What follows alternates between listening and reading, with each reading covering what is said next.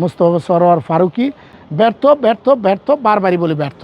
18 মাস বা 19 মাস একটি সরকার ছিলেন, অন্তর্বর্তীকালীন সরকার, যে সরকারটা সত্যিকার অর্থেই গাড়িটা সঠিকভাবে চালাইতে পারে না, কিন্তু স্টিয়ারিংটা ধরে বসছিল।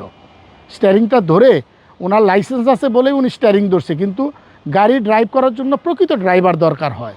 মালিকও যদি গাড়ির ড্রাইভিং লাইসেন্সে থাকার পরে যদি সে ওই সিটে বসে, তাহলে কিন্তু গাড়িটা ঠিকমতো চালাইতে পারে না। আমি মনে করি অন্তর্বর্তীকালীন সরকার গাড়ি না চালানোর জন্য সারা বাংলাদেশের কিছু মানুষকে ওই চাকার পিষ্ট হয়ে গেছে, তার মধ্যে সিদ্দিকুর রহমান একজন।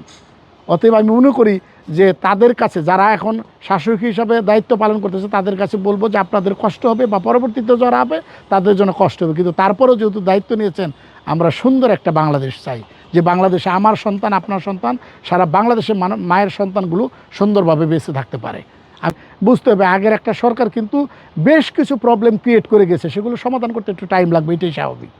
অন্তর্বর্তীকালীন সরকার কি সমর্থন করে?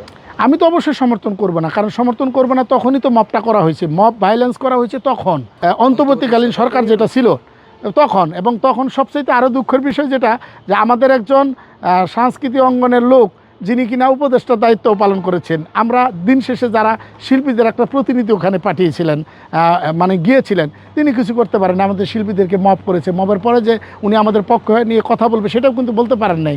সো ওই জায়গাটা থেকে আমি মনে করি ব্যর্থ ব্যর্থ ব্যর্থ ব্যর্থ, বারবারই বলি ব্যর্থ। উনি না, ওনার তো বড় জনিত ব্যর্থ হয়ে গেছে।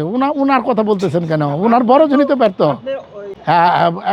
আসলে এটা একটা দুঃখজনক ঘটনা, যে আমাদের একজন প্রতিনিধি, শিল্পী সম্প্রদায়ের একজন মানুষ, গোষ্ঠীর একজন মানুষ, মোস্তফা সরোয়ার ফারুকী, উনি ভদ্রলোক আমাদের সাংস্কৃতিক উপদেষ্টার দায়িত্ব পেয়েছিলেন।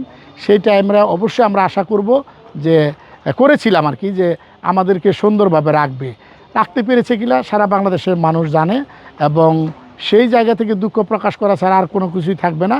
তবে আমাদের আশাটা হইতে পারে যে অনেক বড় ছিল, সেইটা বোধহয় পূরণ হয় নাই। সেই জন্য কিছু মিডিয়া পার্সন আমার মনে হয় যে অন্যায়ভাবে তখন জেলে ঢুকেছিল। আর আমরা যদি অন্যায়ভাবে নাও যেয়ে থাকি, তার সেটা মানে বের করা উচিত ছিল, যারাকে অন্যায়ভাবে গেছি কিনা। যারা অন্যায়ভাবে গিয়েছে তাদের পক্ষে আমি তাকে যেতে বলি না।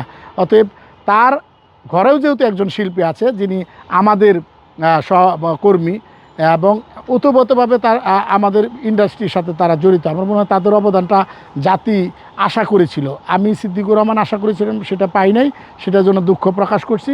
জাতি আশা করেছিল, সেটার জন্য জাতির কাছেই প্রশ্ন থাকবে যে আসলে আপনারা পেয়েছেন কিনা, সেগুলো আপনারা সুন্দরভাবে বলবেন। উনি একটা অভিনয় করেছেন, আপনি কিন্তু বললেন যে উনি বঙ্গবন্ধুর ওয়াইফের ক্যারেক্টার করেছেন, শেখ ফজিলুন্নেছার ক্যারেক্টার করেছেন। ক্যারেক্টার আপনি বলতেছেন অভিনয় করেছেন, তো অভিনয় করা কেন দোষ হবে? অভিনয় করা তো দোষ হওয়ার কথা না, সরি, এইটা আমি প্রতিবাদ করি সবসময়। শিল্পীর কাজ হলো অভিনয় করা। এখন আপনার ক্যারেক্টারও করতে পারে, আমার ক্যারেক্টারও করতে পারে, আরেকজনের ক্যারেক্টার করতে পারে। এখন আসেন, ওনার ভিতর থেকে ওই অভিনয় যে করেছে, সেইটা প্রলব্ধিত হয়ে কোনো কাজ করেছে কিনা সেটা আপনাকে বুঝতে হবে, তাইলে তারা দোষ ধরতে পারবেন। শিল্পী হয়ে যে শিল্পী আমাকে যে ছাড়ায় নাই মোস্তফা সরোয়ার ফারুকী, বা আমাকে হেল্প করে নাই, তার জন্য যে আমি আমার সহকর্মী সম্পর্কে আমি কথা বলবো, এই ধরনের মেন্টালিটি সিদ্দিকুর রহমান নাই, আপনাদের থাকা উচিত।